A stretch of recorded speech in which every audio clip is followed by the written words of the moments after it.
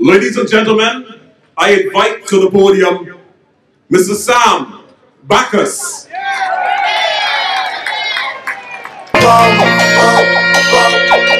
If Jah is standing by my side, then why should I be afraid of the pestilence that crawling by? I apologize if I do not give justice to the music, because the only thing I quarrel my wife for is because I don't dance well. Ladies and gentlemen, in my years of discontent with the People's Progressive Party, I met on several occasions with leaders of the AFC and leaders of APNU, and I told them that I will never come upon another political podium, unless that there is a unity party, particularly between the AFC and APNU.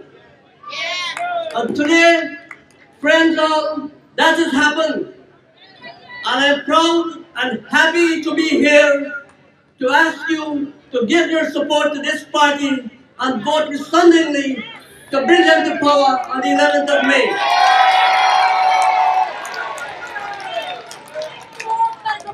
Friends, it was almost 23 years ago.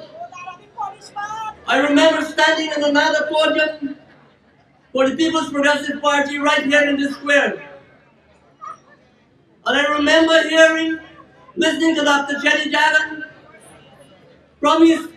making promises to us that we're going to have lean, clean, and transparent government. His pet phrase was that we are going to have a level playing field. We are going to have constitutional reform and many other promises. So many of them went by the wayside. So many. They didn't happen, my friends. They evaporated. Instead, we have a government that engages in practices that behold the imagination and upsets the spirit. They have made national institutions their milking cows, particularly the National Insurance Scheme, of which I am a contributor. And all of you are contributors.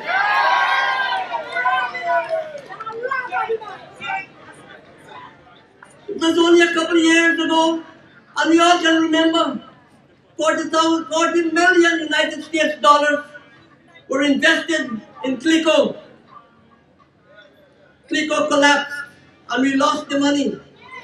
Nobody knows where it is. But you know and I know 40 million United States dollars would not just disappear like that.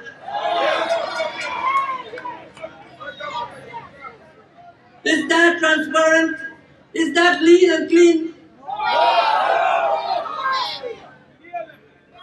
Another couple of years ago, almost $1 billion Guyana were taken from the treasury of the National Insurance Scheme and invested in the Berbice Bridge. Last year, we were not given a cent. The investment was called a PPP type of investment, public-private partnership. We were told that the banks don't pay interest, so they decided to put the money into the bridge, which would pay them a lot of interest. But the only stupid thing was that they said they'll be paid when the bridge makes a profit. We are told by the Berbice Bridge Company that they don't make profit. And those same people don't submit audited accounts. But they said they don't make profit. That's a new bridge, comrades. The decks are solid.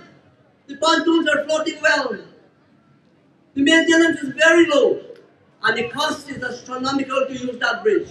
You pay $2,200 to cross.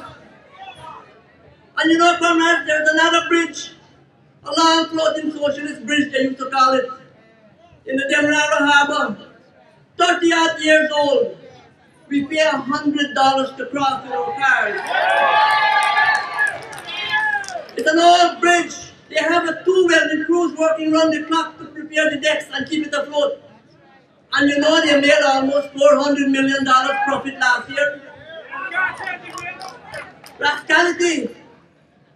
Is that transparency? Is that clean?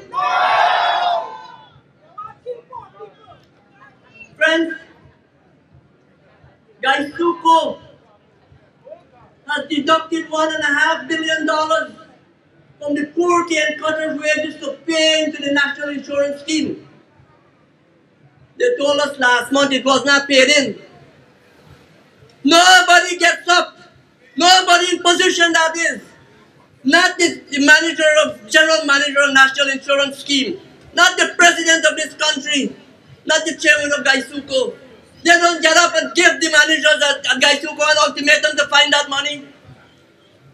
Instead, they're telling the cane cutters, don't worry, we're going to sell the land from Gaisuko and pay it in for you. Is that what we want? We want them to find the thieves. We want them to find the money and pay it in. You know what that is? That's when you steal from a man and the magistrate tell you make restitution. You're going to rob him again. You steal my money, now you're selling out the land that I'm depending on to make a livelihood. Can't work. Friend, I had planned to speak a long time on the Marriott Hotel. But there is someone here a lot more qualified to do that job than I. So, even though I was obsessed with that hotel, I'm not going to say much on it. But all I'm going to say is that if I give you money to keep, and I am a taxpayer like all of you, and I give you my money, and you spend it, and then I'm not the owner of that hotel that you spend it on, then I'm worried, I'm distressed, I'm upset. Can you imagine 36 million United States dollars spent on the Marriott Hotel, and we don't know who the owners are yet? They started with somebody to bring $8 million, and they will become the owners ultimately of a $58 million investment. Evil is afoot. We have to put a stop to this nonsense. There is nothing clean and transparent about that. Friends, we heard about the level playing field. Let us talk about that. The fact that is oppressing us at 16%. Why is it only a few of us are required or forced to comply with the laws of the VAT? You go into Regent Street and all the Chinese merchants there, they don't look after VAT. And you know when they don't comply with the VAT, what it means? They don't pay income tax either. Because the law says, if you're turning over $10 million per year, you must be compliant with the VAT law. And if they're not compliant, when they file their income tax return, they can't show more than $10 million turnover. And if you're only turning over $10 million, and you take out your electricity bill, and your telephone, and your water, and your wages, the government might very well owe you. So it means they don't pay tax. That is unfair. It is unfair to those of us who comply with the VAT laws. There are merchants and smugglers in Berbice who bring in billions of dollars every year into this country, and they don't comply with the laws. They don't. That is uneven.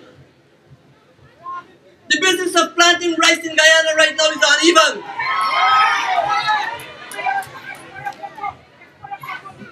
If the Venezuelans see it fit to give us a subsidy, albeit only 25% of our production, then I feel, and I honestly feel, that it should be shared with all the citizens of this country, not a handpicked few. I think the subsidy on rice should be removed forthwith. Let the industry strive on its own strength with the world market forces. Let the gift that is being given to us by the Venezuelans be put in the national treasury, consolidated funds. If you have to use that money for the government, and you must use it, subsidize the fuel so that everybody can benefit. I believe that if there are weak ones amongst us, we can't just throw food on the ground and allow them to fight for it. The weak are going to suffer and starve. If we have to take a spoon and put food in their mouth, we must do it. Somebody can't catch a fish, we must teach.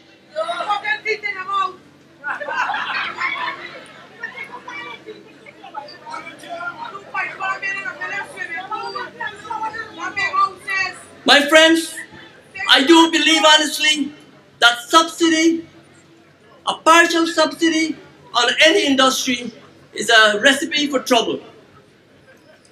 Ultimately, it will cause a reduction in the price because the expectation that the government is giving us is that everybody can get the price that the Venezuelans are paying, but it is not so.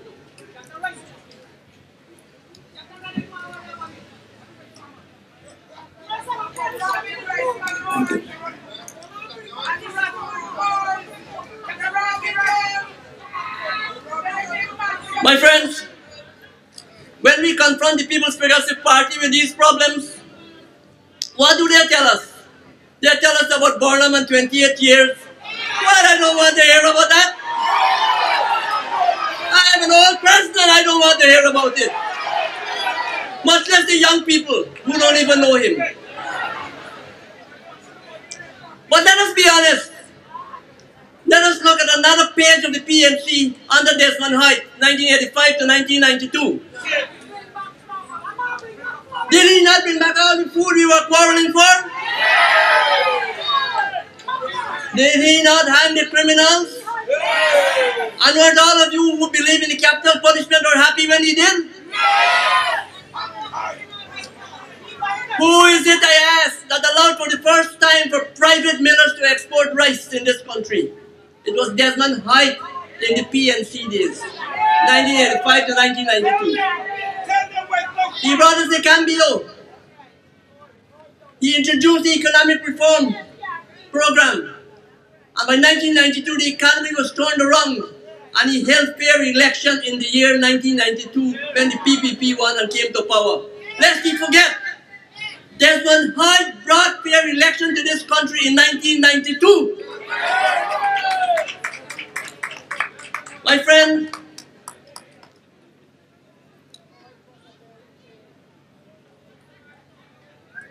the APNU AFC coalition has a lot of good work to do.